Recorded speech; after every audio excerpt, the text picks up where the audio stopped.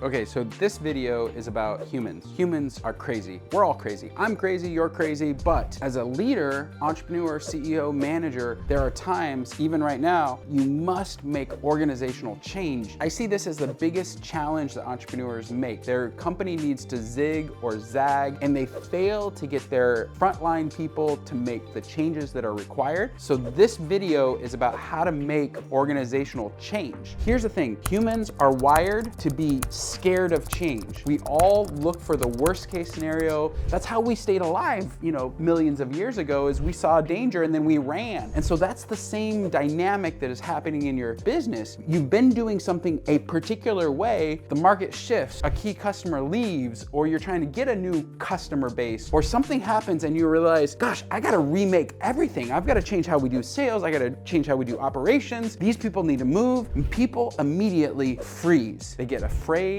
They're not sure what to do. They fear for their job. They don't want to do one-on-ones. They don't want to change anything, and they just kind of freeze. And as a leader, you're like, what's wrong with you? Because we're all wired for change. Entrepreneurs, leaders, we're wired to seek out change and to find better ways of doing things, but the average person is not. And so this is actually a framework for building organizational change in a way that your people will love it, embrace it, and then make the moves that you need in order to shift your business completely as you're growing and scaling. By the way, you have to do this every time you hit a new milestone in your business. You want to double. This is the process. Okay, so I'm going to give you some example and just one from our company. So it's very simple. And what's cool is I'm actually wearing it. So that's good. The first step in the organizational change model is you need to name it. So for us, we created an acronym for the business, and it was MOD, My Out Desk. And this year we actually had a theme. It was called Move in One Direction. For a while, the business had multiple different directions it was going, and we were trying to grow and scale, and we really couldn't figure out who we wanted to be when we grew up. We were in a $10 million world and we were trying to get to $20 million.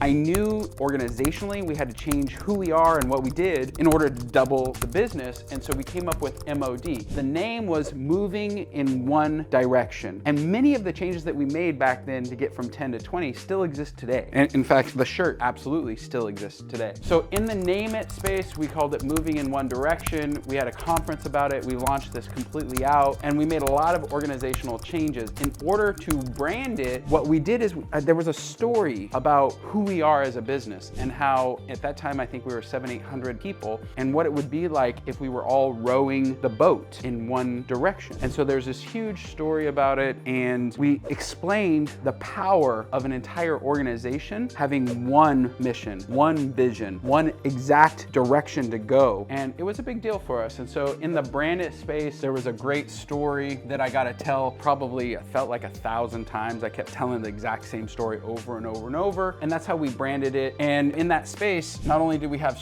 stories, but we had shirts, we had conferences, we had teaching moments, we had a lot of stuff where MOD became the brand. MOD, Moving in One Direction, became the brand. I mean, we even played games. We literally, at our conference, we had the entire company break into like 4 different teams, and it was like a survivor theme, MOD, Moving in One Direction. And so the more you can do to imprint on the organization the necessity of making that change, the more likely the individual contributors will embrace it. After that, now this is the step that most people miss. We had to teach it, meaning our team was used to silos. Our team was used to doing things differently per department. Our team was used to serving customers in their own particular way and making sales in their own particular way. And so this was a process by which the entire company systematized everything. We flow-charted everything, we systematized everything, and then we set a higher level of expectations. We didn't do that up front, right? We just named it, we told some stories, we played some games, we put it on some shirts, we did a conference, we did some trainings around it. And in the teaching specs, that's where we introduced the systems and processes and a heightened level of expectations.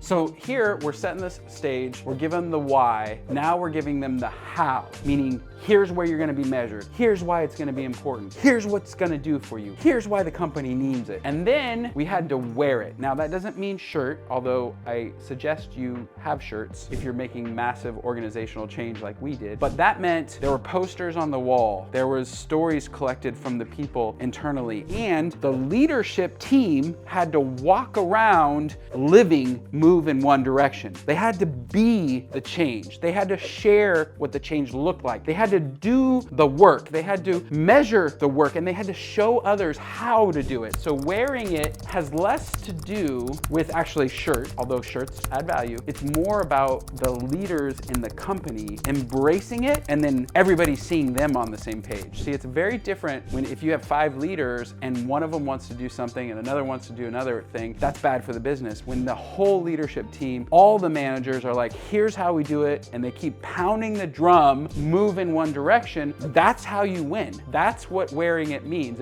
It's the heart of the business demonstrating the how. This is where all the teaching actually goes into the day-to-day detail. Okay, institutionalize it. Now, this is another challenge because you've named it, you've taught it, you've branded it, you're wearing it for all your people, and you're showing them how to do it. But now it's got to get forced into the technology part of your business, meaning it's got to live in perpetual life, meaning it can't go away. If you're really going to create institutional change, the challenge is you don't want to do it with a trifling change. This is big stuff. This is, I've changed my model. This is, I changed my customer base. I've changed my profitability, like who I'm going to go after in terms of clients and gross margins. This isn't for a small change. This is for organizational change where everybody on the team has to do it something differently. And when I say institutionalize it, this is now, you've gone through this process where there's a new system and process, you've put it into your technology, and you're actually measuring and coaching your team for adoption. This is where you're taking the system and process, the scoreboard of your company, and you're giving them feedback, making sure they're doing it right, and you're making sure the results are landing. If we had gone through this process and skipped a step and we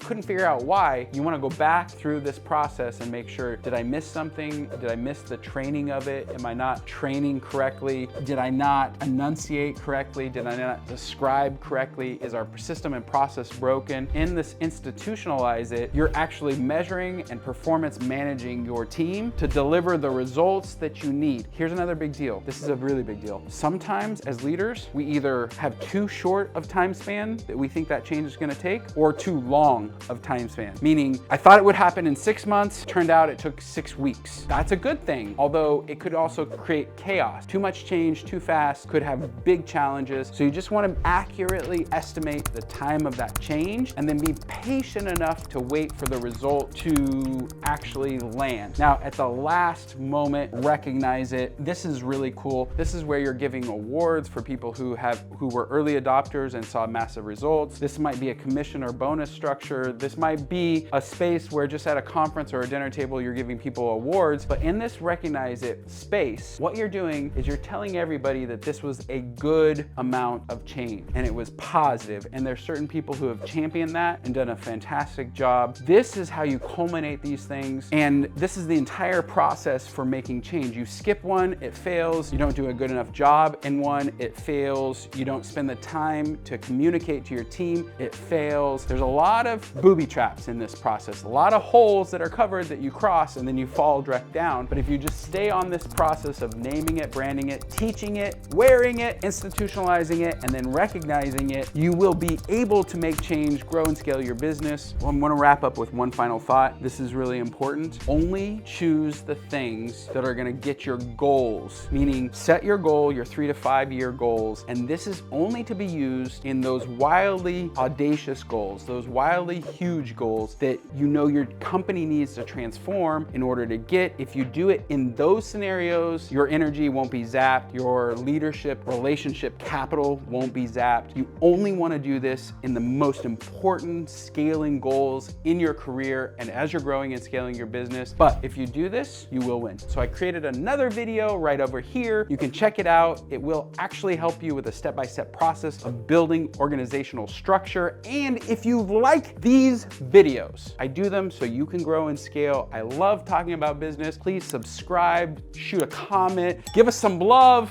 because I'm making all these videos just for you.